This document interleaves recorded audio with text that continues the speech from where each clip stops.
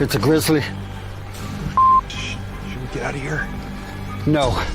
We're gonna watch and listen.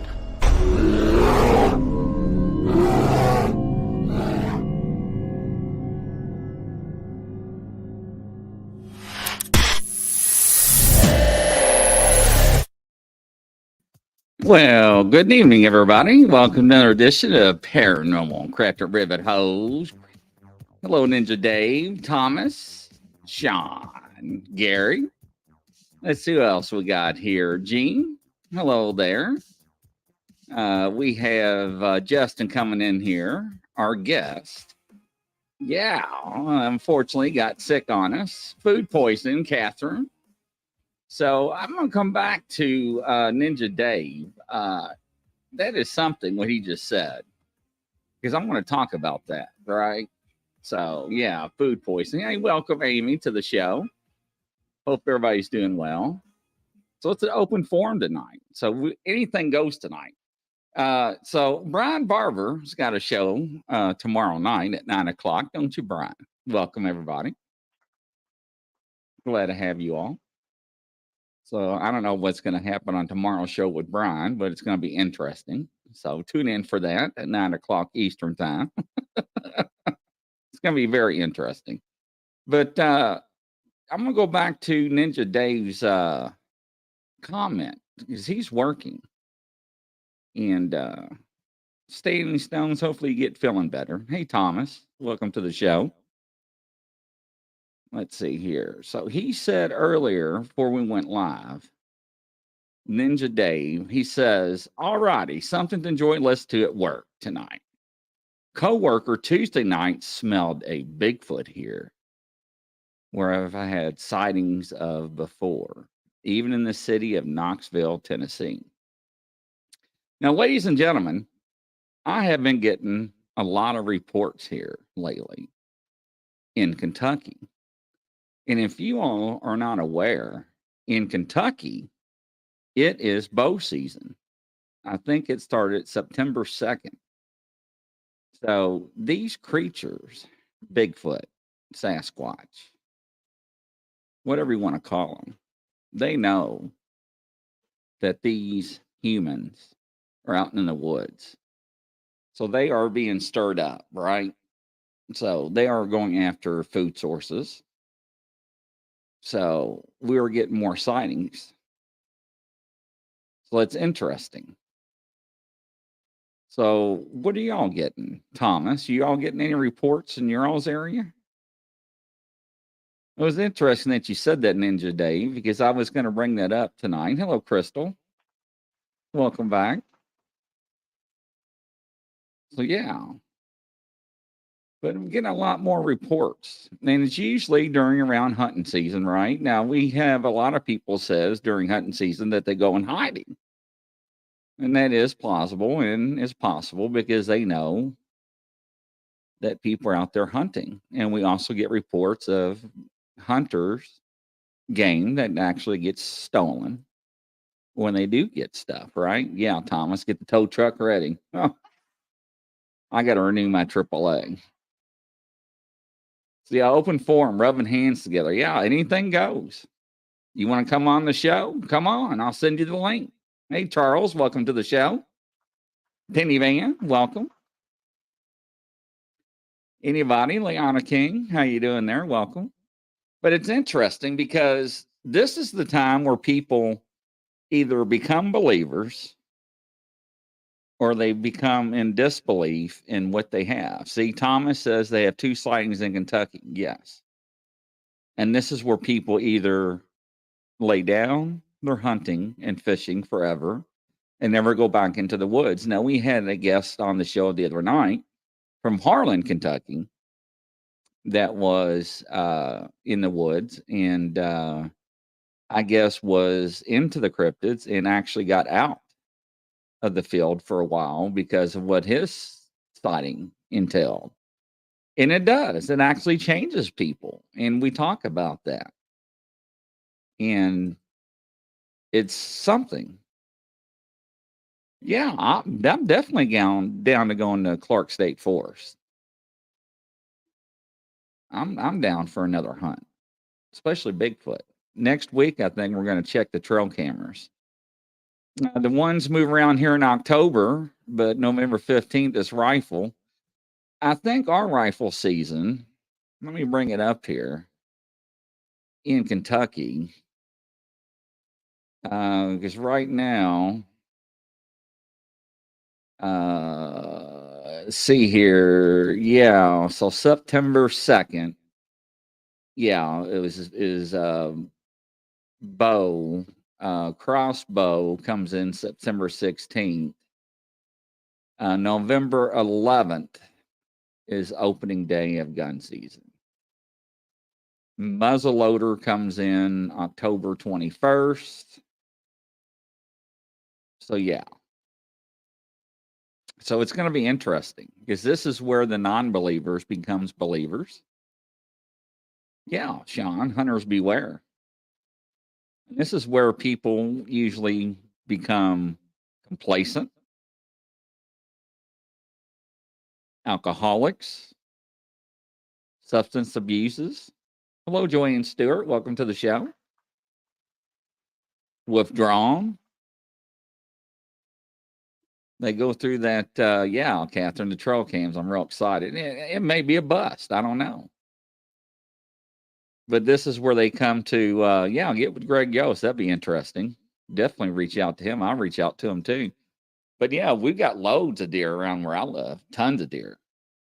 So, but it's going to be interesting because this is where people either will reach out or start to figure out what is reality and what is not because of what their beliefs are and what are not. Yeah, we actually get a lot of footage from ring door cameras. It's very interesting what some people catch, especially the ones that live out in the countries. Charles Rudd, I came back from near-death experience with certain abilities. I can communicate with Sasquatch. See, I do believe in that. Absolutely. Thomas, yes, friend of mine, Ninja. Yes, Squatch Man's a very good guy. Mr. Yost. But near-death experiences opens up a lot of possibilities and a lot of abilities with people. I did a study on that. Very interesting. Welcome, Yolanda. How you doing? Welcome to the show. So Justin got tied up. He'll be on any second here at work. Our guest got food poisoning, so he'll be rescheduled, I think, for next week. So I'm opening up the show to an open forum. Anybody wants to come on, any topic, any subject, it's open. Any questions? So Amy says, my near death was boring. Wish I had more to offer. And maybe it'll come to you. You never know. Some people remember a lot. No lie, no nothing, huh?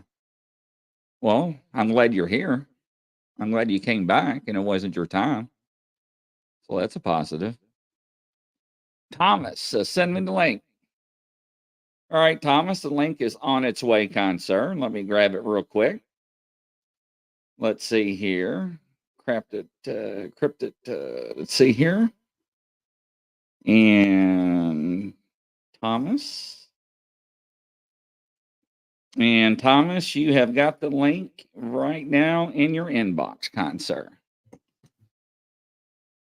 All right, Thomas, the link is in your Facebook Messenger. We'll welcome him, give him a second to get on the show. But it's interesting because this is where everything, no, I wouldn't say shame on you. I'm glad you're here. But this is where we get a lot of people that I wonder if having near-death experiences has anything to do with Bigfoot encounters, possible connections to the universal consciousness. So we know from people's encounters that these creatures, elementals, Bigfoot, Sasquatches, are at our higher elevation vibrations than us. They mind speak. Evidently, they can telepathically, I like that, right? Speak to us. And so it's very interesting because we hear that with a lot of people, especially people with abilities, people that have their third eye open and that can communicate back and forth. We also hear it with people that don't have the abilities, that they can receive, but they cannot send. So it's a one-way communication. There we go. If I can spit it out there. So we hear that across the board when it comes to the encounters with these creatures and beings or Sasquatch or Bigfoot. So yes, we hear that a lot. So that is a good question. So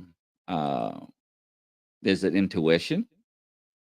Is it our defense mechanisms that we're born with?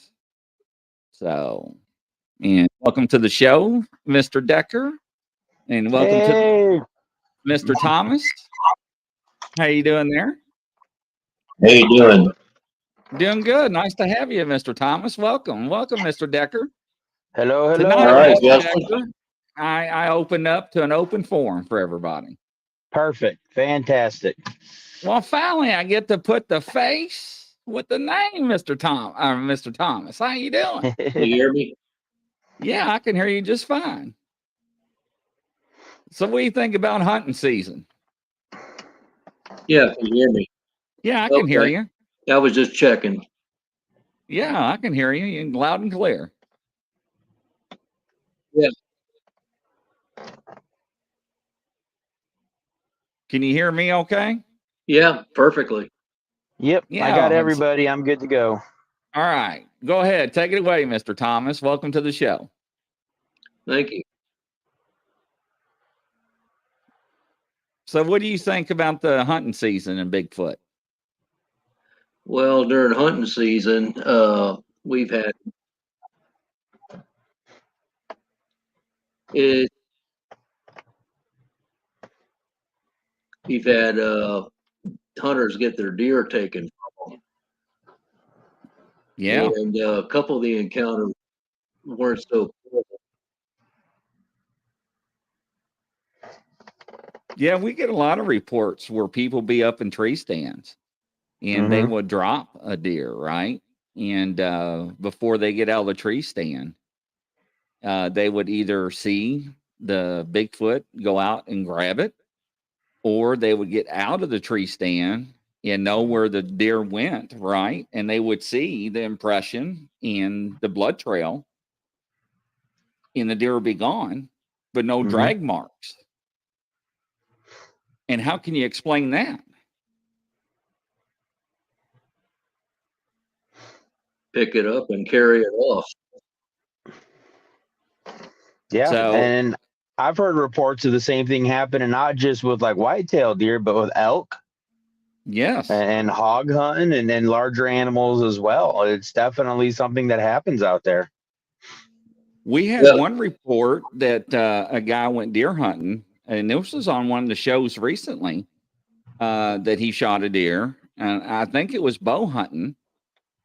He saw the deer drop, he followed it, and had an impression, and he went and he was like, "There's no drag marks," but he saw blood, and he was like, "Well, this doesn't make sense."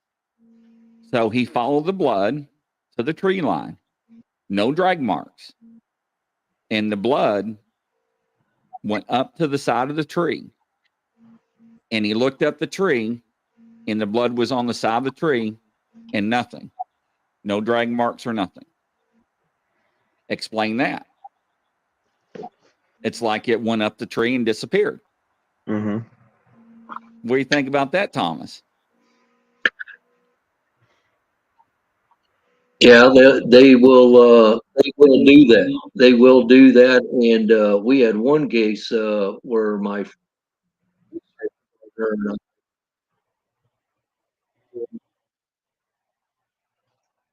research partner and I, a gentleman and his son were chased out after they stole his deer. Oh, wow. That's crazy. Yeah, I can't imagine that. How they deal with that, the aftermath of that. Well, let's just say they didn't want to go back to those woods anytime soon. Sure. Hey, Carrie Yates, welcome to the show. Good morning from the UK. And that's what we hear a lot of times, ladies and gentlemen, from hunters during this time of the year. Either they become believers, right? Or they become non-hunters. They give up the hunting. Because right before you came on the show, Justin, I was telling everybody it's bow season in Kentucky right now. Okay. So then we're getting a lot of reports in Kentucky of Sasquatch sightings. Yep. Yeah, it seems to me that bow season tends to get more reports than rifle season. I think that just makes more sense. For one, nobody's really been in those parts of the woods a whole lot until bow season comes around and people are out there hitting their stands. And secondly, we don't have the noise of the firearms and the smell of the shots and the sulfur and the gunpowder and all that kind of stuff as well. You know what I mean? So I think bow season, most of the hunting reports I've heard come from bow season time for sure. And that's just, again, because it's quieter, but they also know the activity is heightened in the woods, and they're pattern creatures. Their lives are based on patterns and things like that. So they know when it's time. They know when the hunters are going to be there. And I think they watch for them. I really think they do. I think they're intelligent enough to know, that we go out in the woods and we hunt. And especially if you have an area where you've been hunting for a while, generational hunting, and you've been to the same stand and your dad was at the same stand and maybe your grandpa went to the same stand, they know where you're at and they know what to do. And then they know how the deer move. And so they get it. And I absolutely believe that they take that opportunity to get easy meat. Like, why wouldn't they? You know what I mean? Right. Bicolor says, I think they may be less imitated by bows too. And I think that is. Yeah. Absolutely. What's your take, Thomas? Well, a bow you got to get a lot closer to. Uh-huh. Well, with a bow, you got to get a lot.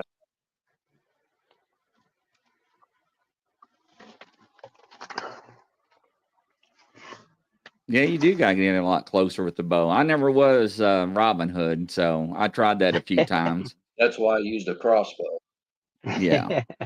I cut my fingers real bad one year, and I was like, I'm done with that. In my younger days, in my teen years and stuff, I did bow hunting and rifle season up in Michigan. And never did see no Bigfoot deer, but I saw some beautiful deer out there. So, but it's just interesting though, because with the hunting seasons, right? I think as well, I do think they are opportunists, and I do think that they do watch humans out in the field and monitor our movement and watch what we do when we do hunt.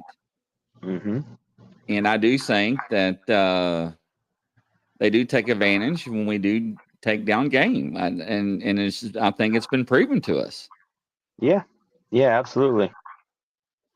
One of my favorite random sightings reports that I've ever heard was a guy was out bow hunting up in a tree, because some states allow tree stands for bow hunting, and he was up a good 12 foot off the ground, and it was real quiet. They couldn't even hear birds or nothing, and he's just being observant, hunting. And eventually he realized there was something in the tree across the way from him staring at him.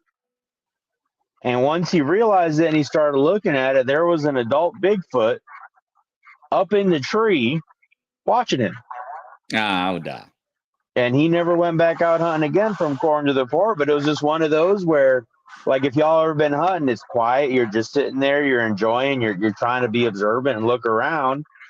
And next thing you know, he saw this face staring at him from the foliage.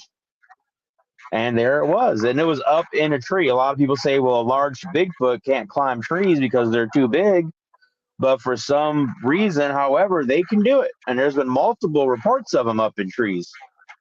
And this hunter right there was just staring one down. I couldn't even imagine that. Oh, Lordy. Well, I mean, you look at bears, right? I mean, you Yeah. look how big bears are, and you're like, how Yeah. can that bear climb a tree? And they do. Yep. And they don't have problems. And you're like, how can that tree hold that bear? But Well, it does. yeah. Growing up, I mean, I'm not exactly a little guy. I've never been that little, and I've climbed lots of trees. And you just got to know how to do it. But it really boils down to, you know what I mean? Like if you put all your weight right against the trunk where the tree limb meets the trunk, that can hold a lot more weight than you think it can. You know, that's the best way to climb a tree. You're not climbing out on the ends of the tree where it's flimsy and green and twigs. You're jacked up right by that tree. And if it's like a solid pine tree, you can get way up that tree before it's too narrow for you to climb up, or it's not going to hold your weight. You know? Right. Absolutely. And Brian Barber states, as we know, a lot of experiences go unreported, and they do. Yeah. So maybe more squatches have been hit by missed shots or misidentification or scared hunters who won't tell anybody. And I think that is correct, Brian. Yeah. Yeah, I think that's the case. Sasquatch live in tribes and are really complicated. Charles Rudd stated, and yes, and that's what we hear. That is correct, and they do. And we I believe also that know as well. that they have hierarchies. Yep. And they're very educated and Not just complicated, just like you hierarchies. said. Not just hierarchies. I believe they have like jobs, right? Not Yes. necessarily hierarchy, but they take turns, I think, doing different jobs, quote unquote, within the community that they live in. Well, we see that in ants, we see that in bees, we see that in insects, we see that in a lot of species. Yep, exactly. So why would that not?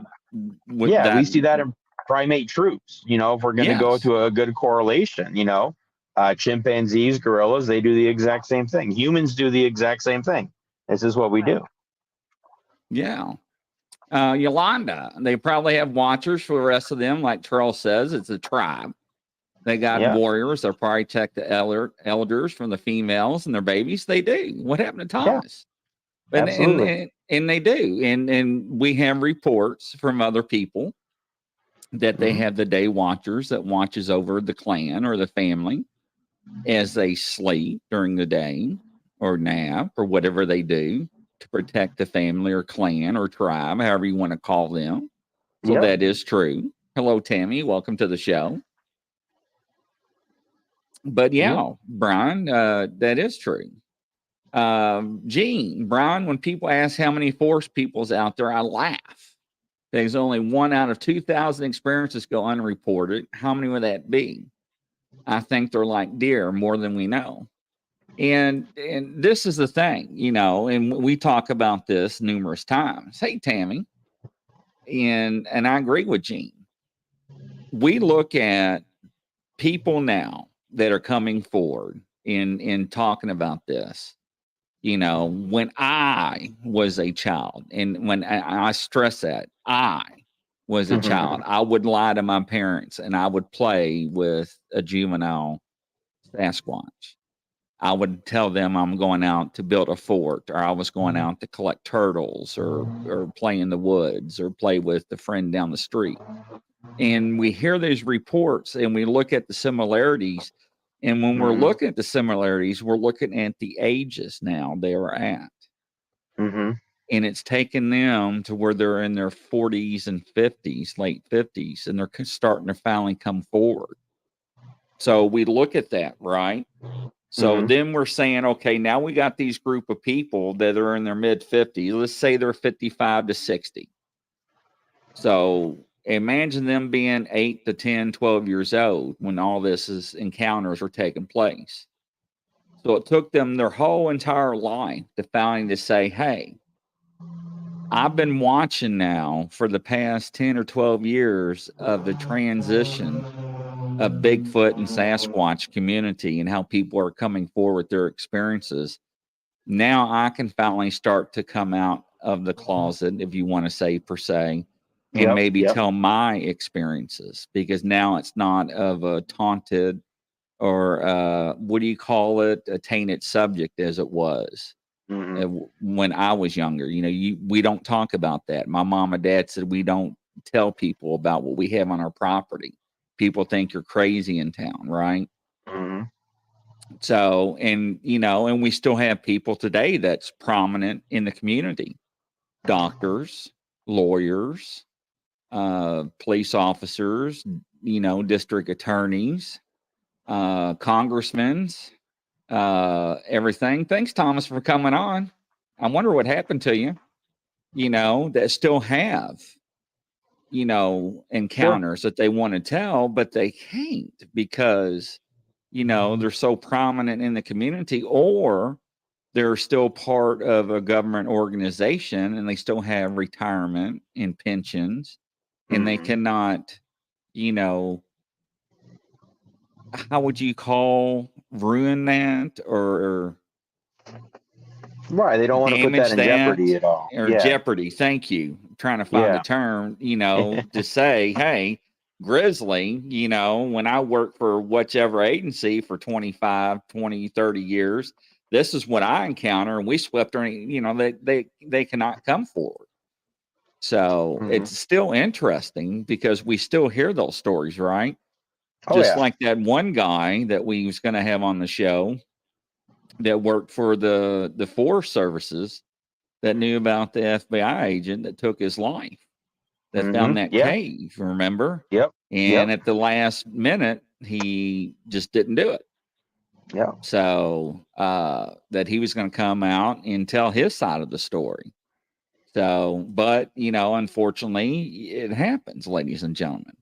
So, and so when we look at the totality of everything, let me, instead of me leaning forward, I'll grab my mic. So the totality of everything as a whole, you know, the hunters, the experiences, the people's encounters, you know, as they grow up and get older, and the people that are having them now, that's just like, I'm not telling my story. And maybe 5 or 8 years from now, they watch this video or they go out into a group and be silent until they get comfortable. And then they maybe talk in the chat. See, Charles Rudd says right here, I went 35 years with my mouth shut about my abilities. See what I'm saying right there? 35 years. You're not the only one, Charles. Nope. So Gene says I went almost 50 years. You and know, this Grizz, is what we're seeing. You touched on one of my favorite topics, my favorite reports is the childhood interactions. The child, you know, a human child and a Bigfoot child interacting. And what I find fascinating in every one of the reports that I have come across, they always talk about how they're able to communicate and know what each other is doing. It's almost like they're telepathically speaking. But a lot of them say, I didn't hear a voice or anything. We just kind of knew what each other was doing, you know? And we brought that up before you came on. Mind speak that's telepathically. awesome. Yes. Well, and because the question is that about near-death experiences, does that open up the possibility to where we can communicate with them? And then and I said, yes, that is a possibility. Yeah, because we have heard of people that have encounters that they don't understand that they can, like, I'm getting these messages, but sometimes it's one way they can receive, but they cannot send because they don't have the ability to send back. Right. Yep. Well, what it really reminds me of is growing up in the jungle as a kid. Because when I was out in the jungle, I had a playmate out there. His name was Dudu, and he was my age. He was an orphan Indian kid, and we would go play all day together. We would hunt, we would fish, we would like catch animals, and my mom's in the audience tonight, and I saw her commenting earlier, so she can even attest to this. Like, we would go catch a bird or get some fish and run to mama and get some potatoes and an onion and go make soup. Okay. But I couldn't speak their language. I knew like 3 words, like water and don't, and, you know, hurry up. Like that was what I knew. Right. But we would spend all day, every day out hunting and fishing and playing and just doing stuff. And we were able to communicate with each other. We were just able to know what was going on and what we were doing. You know, so I really relate to that when I hear these reports of going, we just did stuff. You know, there wasn't any real verbalizing that we could understand, but as kids, we were still able to communicate and then do what we needed to do and have fun and have a good time. So I really relate to those kinds of stories. I think they're absolutely fascinating, and I truly believe them. I truly believe them. You know what I mean? Well, one of the things that as children, we have a universal body language. We can understand facial expressions and body language. So that is universal. And I think that we can understand same things with animals, right? When a dog is mad, we know because they growl and show teeth. That's aggression, right? So we assume that with other animals with the same species. If an animal shows teeth, it's not a happy animal, right? Yeah. So we process as humans. So I think we're born with that. I think we're pre-programmed with that. Just like certain species, mammals, cold-blooded species as well. When they're born, they automatically know that they need to leave the mother, right? And they need to go learn how to fend and feed themselves. Yeah. So it's a very deep rabbit hole on some of these subjects. But yeah, it is. But when you get to the sociological aspect of it, and and I've operated this way for a long time, when you get past to the idea of are they real or are they not, and you just focus on yes, they are real. So how would this happen? How would the interactions go? There's really a lot to it. It's not just a superficial thing anymore, you know? It's like when you have a pet dog and you've had that dog for 20 years and you guys can just communicate, and it's not just an animal. There's a life, there's feelings, there's emotions. And I think a lot of people they don't understand it. They just don't think about that fact. They don't think Nate about that says, and fact. you would trade off your clothes. Yes. That's Mama. That's Nada. That's my mama. I would. I was required to keep my boots, my snake boots. Other than that, I was allowed to trade off pretty much all my clothes, and I probably would have done it even if I wasn't allowed to. But you're right, and I agree with you on that, right? And a lot of people don't think about that, and that is the biggest problem, right? And this is where I say right now, a lot of people will become believers or non-believers, right? Non-believers will become believers. And a lot of people will start becoming non-hunters and give up hunting. And then the other hurdle will become, okay, they do exist. Then they'll become, okay, they are flesh and blood. And then they're going to become of the other hurdle. Okay, they're not super beings. They're not supernatural. They cannot walk through portals. They cannot shapeshift. They cannot disappear in thin air. You know, they cannot cloak and all this other stuff. And then years down the road, they're going to say, you're not going to believe this. I saw a Bigfoot. It walked behind a tree and it just disappeared. Just disappeared. Yep.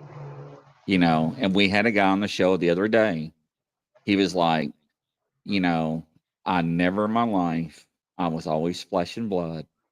And I went outside to smoke when I was a smoker, and I had out of nowhere a juvenile footprint. I thought I had kids. It was a snow day. And I thought a child was out in the snow. But it was weird. It was a track in front of a track, and it was a small track, and it just appeared out of nowhere, and it disappeared out of nowhere in the woods. He was like, I couldn't explain that. So, and it appeared by my bay window, just one print. So, and this is where, you know, people start to think outside the box. You know, how can you explain this stuff, right? Exactly. Yep. So, and this is where, people, like Ron Moorhead, same thing. He come out with his book, Quantum Bigfoot and Quantum Great Mechanics. book. Yeah. And he, when him and I had a chance, and he's, like I said, one of our admins in our Facebook groups. Uh-huh. When we had a chance to had a real deep discussion, and he said the same thing, Grizzly. 15, 20 years ago, I wouldn't even talk to you about stuff like that. Nope. He says, but now, and and it always resonates with me. He says, you cannot look around the box or outside the box. Now you have to look over the box. Yeah. He says, because there are things that we do not understand, that we cannot explain. Yep. And that's just the bottom line. That's the key factor. That's the key factor of it. And that's where a lot of people have a hard time, because the human experience, we want to be like understanding of everything. And I know that's my promise. I want to know everything, right? But that we have to be able to say there's something going on and we don't understand it. And that's okay to say that, right? We can say we're getting reports of Bigfoot disappearing in front of somebody. And instead of trying to say, oh, it was this, we need to be able to say, that's an amazing thing, but we can't quantify that. We don't know what that is. And that was the whole point of, like, when we had Mike on, talking about the electric eel theory. It's the same thing. Why are we trying to explain some stuff that we don't have any understanding right now? We just need to accept it, and then look at what we do know and look at advances in sciences like Ron did with quantum physics and string theory and chaos theory and all the other stuff that he goes into in his book, and just understand that maybe we're just not going to know yet, and we need to be okay with that.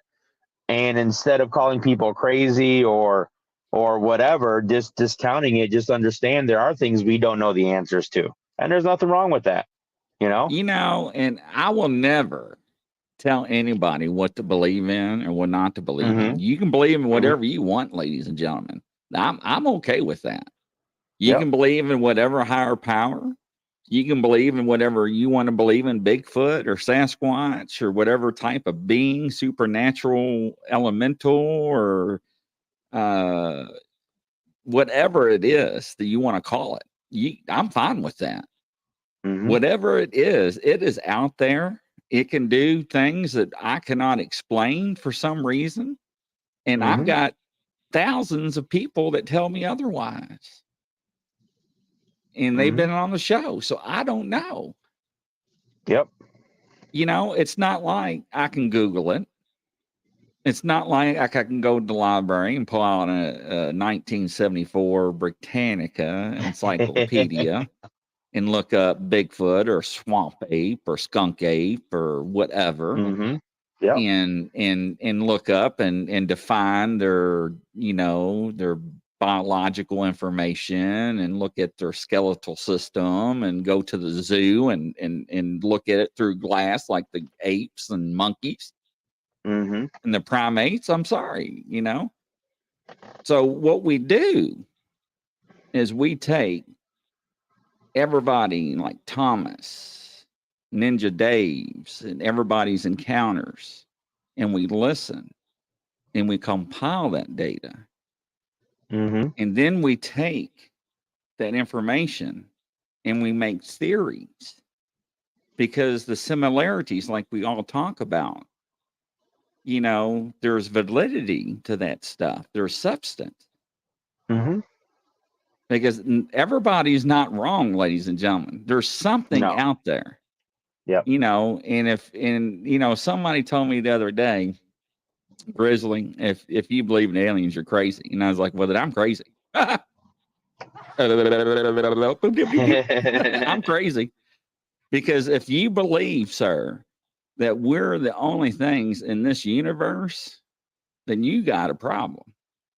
Because there's no way mathematically that is possible. There's no way. And, that person had to stop and think. I mean, have you ever looked at our universe and look at our Milky Way galaxy, our solar system, and all other universes combined that they actually allegedly took a photograph? There's no way. No. So No. I want to it's backtrack just a second here. Thomas had yeah. asked if I knew Matthew Delph. Yes, I do know Matthew Delph. He's a very good friend of mine, actually. We've spoke at several events together. In fact, my event coming up October 13th and 14th, Matthew is going to be there, and he's going to be one of our speakers. He is speaking on aliens, and he is also going to be helping lead our ghost hunt that night. So yeah, Delph is a very good friend of mine. I've known him for several years. So yeah, Matt's a good guy. He's really good. Yeah, by color. I never seen a dog man, and I don't want to see a dog man, but people have allegedly seen dog man, you know. And I have my own opinion about dog man, and that's my opinion. So, but everybody's got their own opinion about things. So, yeah, I was having a discussion the other day with a buddy of mine, Ken. I think it's Canada. It's Ken of Canada on Facebook. And he has a problem with dogman based on the physical structure. His stance on it is the way people describe dogman's legs, as far as the canine style legs. He doesn't believe that they would be able to carry the weight or they would be able to maneuver the way the reports are. And so that's his thing, where he doesn't believe in the canine style dogman. He just doesn't think it's physically possible. And I think that that's a good assessment of it. I'm not saying I don't believe in them, but I'm saying that's critical thinking. And that's what we have to have, right? And he's right. That would be a problem that physically, biomechanically would have to be solved. You know what I mean? Thomas says the one he saw had human legs. There's reports of both types. There's both types. And the ones what you're talking about, the human leg or the bipedal legs like that, are the ones that some people, I'm not going to say all people, some people believe that is more of a Bigfoot that has canine features. And people say, oh, well, that's not possible. Well, if you think at primates, there's certain primates that have very canine faces. Certain types of baboons have a very pronounced muzzle and very canine style faces, right? So how can we sit here and say, well, this type of primate can, but if we believe Bigfoot's a primate, they can't? I think that's ridiculous. The point is, people are seeing something. Yes, they are. You know, and all we're trying to do is best as we can classify what they're telling us they're seeing. But again, everybody needs to think critically on it. Maybe he's right. Maybe the biomechanics of a canine dog, the backward knee, as they call it, which it's not, but that's, you know, what it looks like. Maybe they're right. Maybe there's a reason there are no bipedal creatures that have that kind of leg structure, because it wouldn't work. Except when you start looking at certain birds and ostriches, and they all have that same type of leg structure. So, you know, it takes a lot smarter, educated man than me to be able to really analyze that and see if it's physically possible or not, or what adaptations would be necessary to allow that kind of leg structure to function the way it's reported we're seeing in some dogman. That is true. Yeah, there's a lot going on that can happen, you know. Yeah. Brian Barber, no good experiences with dogman. My mom back in 1960s had a dogman kill her German Shepherd and toss it through the living room window. Wow. I've heard that. I don't know if it was from you, Brian, but I've heard a very similar story to that on a podcast. So I don't know if that was you and your family talking about it. But I have heard that exact thing happening before. That is wow. Yeah. Ninja Dave. I had experienced short-term memory loss with Matthew Delph, and I had able to recover a memory with Bigfoot sighting. Matthew said it was nothing but squirrels dropping things from trees. Interesting. Yeah. Never seen one, and pray I never do, Brian says. I don't want to see a dog man. I hear that. That's no. That's awful. But you know, it's weird because you talk about the legs, right? And there are animals that walk upon this earth that has those features. And you're right. Yep. So, but then we do have pictures. Are they real? Are they created? That allegedly shows these bipedal creatures that have those features as well. Yep. And that's the thing, you know, with all this technology, you know, we have these people, these hoaxers, they're going to come up and fabricate this stuff, and it makes it harder to validate images that we see these days, and it's harder to say yes that this is real or it's not real. So in Brian this says day it and wasn't age, me. in this day and age, I don't think we can rely on videographic or photographic evidence. I really don't think we can. You know, we may get some good stuff, but we have to be ever more critical of what it is. You know, because there are people out there that are so good at photo manipulation and video editing and all this kind of stuff that we just can't really rely on it anymore. We can't. And that's a shame. You know, that's a shame. It really is, because I know I've seen some really good photographic evidence. Yeah. That I've got I know a that's great probably picture. credible that I cannot share. Yep. I've got a great picture that was given to me in a previous research group to analyze. And I say it's a great, clear picture, but it's not like something staring at me, right? I mean, it's not that. But it is specifically a large Bigfoot walking away from the camera. And when I look at this picture, now I've told you guys, and I swear by this, is I'm not good at seeing pictures. I'm not good at seeing Bigfoot in pictures, right? If you're drawing a red circle around it, I don't see it. I guarantee that. You know what I mean? I'm not one of these guys that can look at it and go, look, there's an eyes, there's a nose, there's a mouth, there's a bone earring, there's a feather in its nose. I can't see any of that. But this picture, it's there. It's definitely there. Now, the only argument with the people that I have shown said, oh, that looks like it could be a root ball from some trees. And I go, okay, that's a valid possibility. Now, I look at it like, well, the problem is there's no dirt clogs hanging off of it. The trees that he's stepping over are the trees that you guys are saying would be part of the root, system, but they're laying flat on the ground. If it was a root ball, they'd be at more of an angle. So I can kind of say what you're saying, but I don't agree with your assessment. But it looks like a large male Sasquatch walking away from the camera. The picture of its backside, you can see it'll be the left arm in motion. You can see where the leg is stepping over. You can see the muscles in the butt, the round, like you can see definition in this picture. Oh, wow. And I was told I'm not allowed to share it. I don't have the rights to the picture.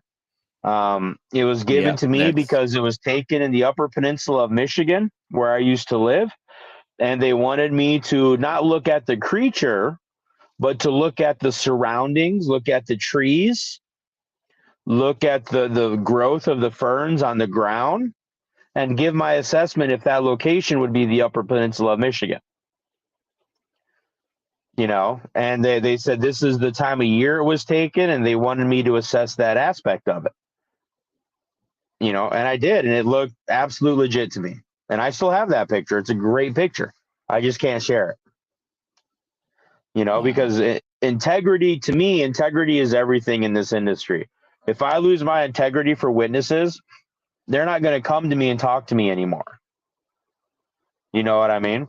Right. If they say I can share, I will absolutely share. But if they come to me and say, I don't want this shared, I'm not going to. I'm not going to risk that. No, that's understandable. Yeah. If that was the case, I would be blasting photos right now, left and right. Yeah. Yeah, exactly. Exactly. So, Charles Rudd, they're so-called grassmen, just a tribe. They're really tall. It reminds me of the Ohio grassmen, right? Yeah, that's what I was thinking. Yeah. So, but no, I've really seen some really good photographs over the years, and I've actually asked to share them, and I was declined. Yep. Yeah. When I never forget when Messenger was allowed, when they started allowing you to unsend messages, Yeah. and they would send you pictures, and as soon as you see them, they would unsend them. Like Yep. 6-7 seconds later, I was like, "Dang it!" Look, as soon as I said it, he said it. Yep. So, I see that too. I get that every now and then. I've have you got a guest seen? that I want to come on at some point, and he does a lot of research in Tennessee, and he's got a lot of audio clips and video clips, and he did that one time. He sent me a bunch and then unsend them, and he's like, I wanted your opinion on them, but now that you've looked at them, I take them back, kind of a thing. Like, okay, like, I respect that. I got no problem with that. I'm not trying to, take your stuff. Yeah. Yeah. I mean, I respect people's photographs and videos. I don't mock what people send me. People ask me all the time, is it real? I don't know. I always say I wasn't there. I didn't take it. Yeah. It's always say they're interesting. That one photograph that I took, it looks like something's there. I cannot go back and debunk it because I don't know where it was taken. The date and time's not there. The GPS coordinates is not there. Could it be like Chris Hensley's photograph? Like you said, a ball of roots on a tree like his was? It could be.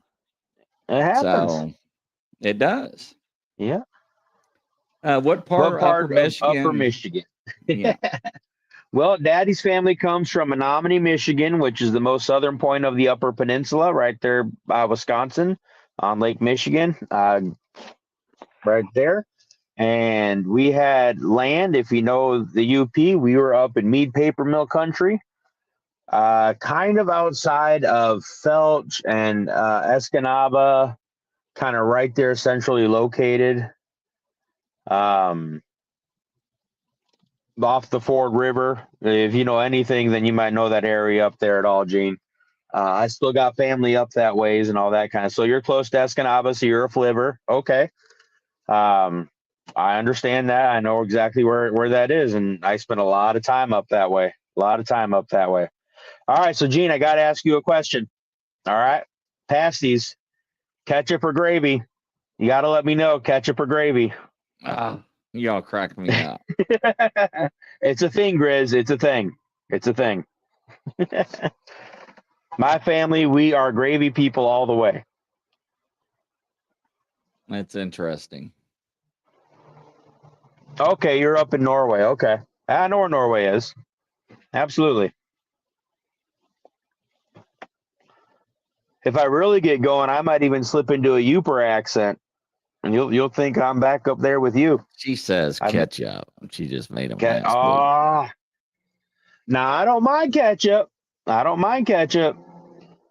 I'm a brown gravy guy all the way. Hello, Prospecting USA. Welcome to the show. Either way, I mean, you know how it is up there. Norway, Eski, you're just kind of like somewhere in there. I get you. So who do we got coming on next week? I'm not even sure yet. This is a really crazy time for me right now. Today was actually my last day of work. Oh, that's right. It was, wasn't it?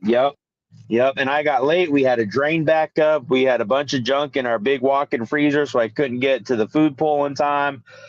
My last day here, and it was just absolutely stupid crazy. And of course, that's just how it's going to be, right?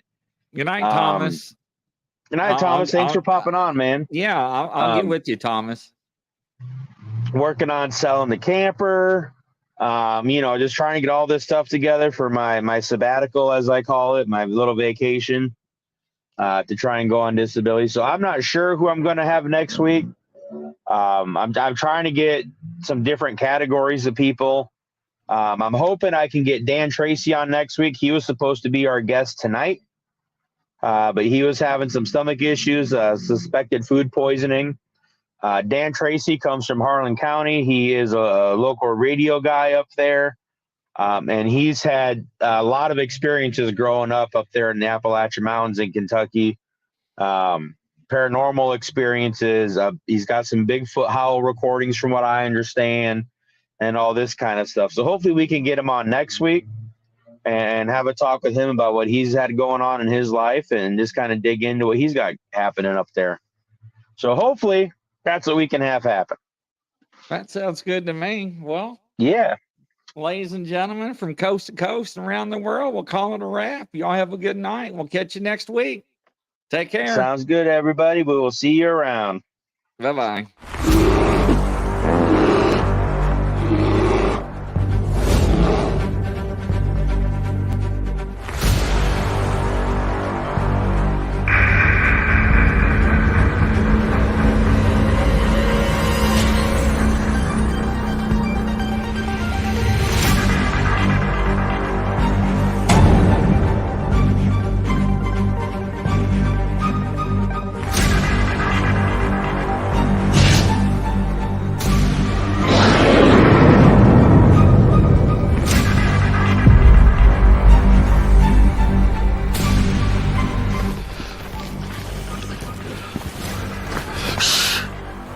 It's a grizzly. Should we get out of here? No. We're gonna watch and listen.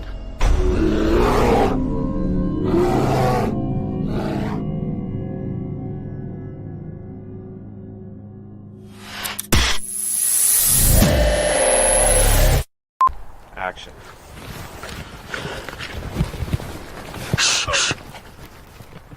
It's a grizzly.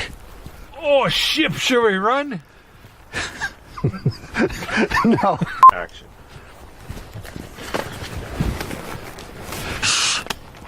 It's a grizzly. Oh, should we run? Okay.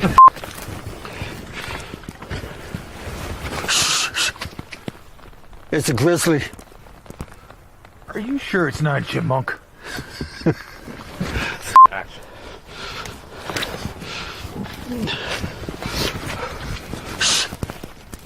No, I'm out of here. Action.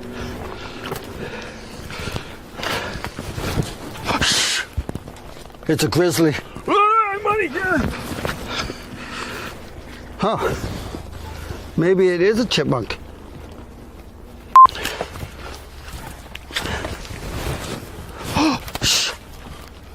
It's a grizzly. Are we gonna die? I don't know. We're just gonna sit here and listen and watch. Let's get out of here, maybe. Fall!